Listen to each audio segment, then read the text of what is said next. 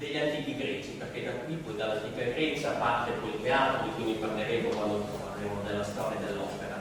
Avete sentito il potere della parola cantata che unisce il gesto, la danza, il canto e la musica, e il suono, quindi.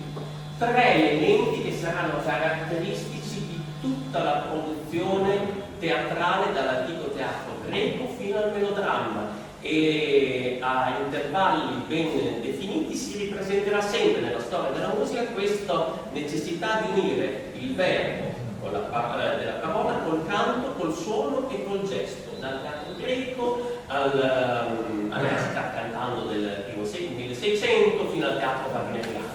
Questa sarà una costante, come una costante sarà anche quello di legare la parola al suono e viceversa, legare il suono alla parola, perché per dire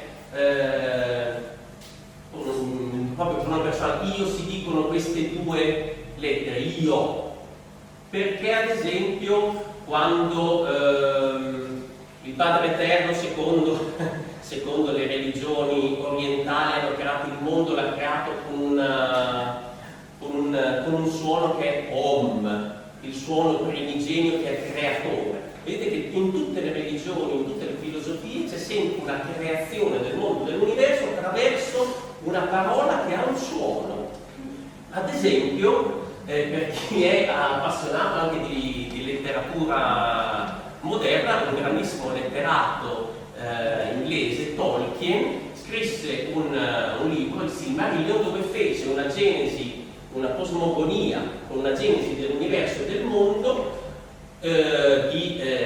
dedotta e tratta dalle leggende norrene, cioè del nord Europa, no? Delle civiltà, delle popolazioni vichingi, per farvi un esempio, dove il Padre Eterno, che lui chiama Iluvatar, cioè padre di tutti, crea il mondo con un suono, con una sillaba che è Ea, sia. E poi tutto viene, se uno leggerà questo libro qua, tutto viene raccontato secondo principi musicali. Viene creato il mondo, l'universo, con dei canti, con dei suoni. Quindi vedete che in tutte le religioni il suono, il canto e la musica ha a che fare con qualcosa di ancestrale, di primordiale, che risale proprio alla creazione. E a questo ci si ricollegano i greci.